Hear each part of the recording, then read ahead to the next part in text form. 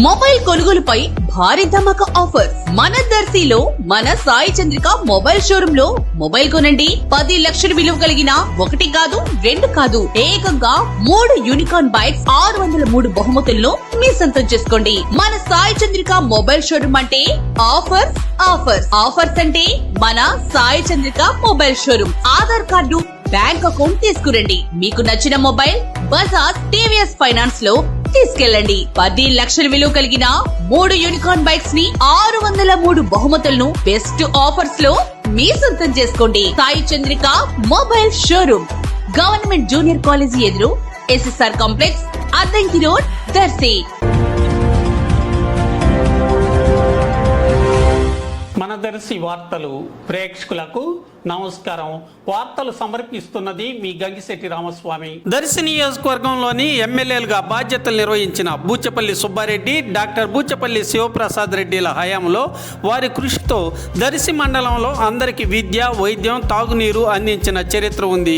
విద్య విషయం గమనిస్తే ఎమ్మెల్యే బూచపల్లి సుబ్బారెడ్డి కాలంలో తూర్పు వెంకటాపురంలో పేద విద్యార్థుల కోసం హై స్కూల్ను సాధించడం, బిల్డింగ్ నిర్మాణం గావించడం జరిగింది. అలాగే తూర్పు చోటపాలెంలో హై స్కూల్కు ఏర్పాటు సాధించి బిల్డింగ్ నిర్మాణం గావించడం జరిగింది.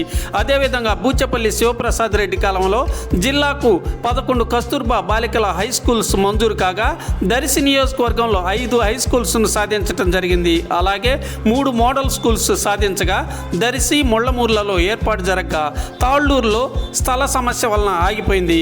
10వ తరగతి విద్యార్థులకు ప్రతి ఏటా ఎంతో విలువైన స్టడీ మెటీరియల్ అందించడం, అలాగే మరెన్నో ప్రోత్సాహకాలు అందించడం జరిగింది. స్టూడెంట్స్ చదువుకుంటేనే ఆ కుటుంబాలు అభివృద్ధి చెందుతాయనేది బూచపల్లి ఆశయం.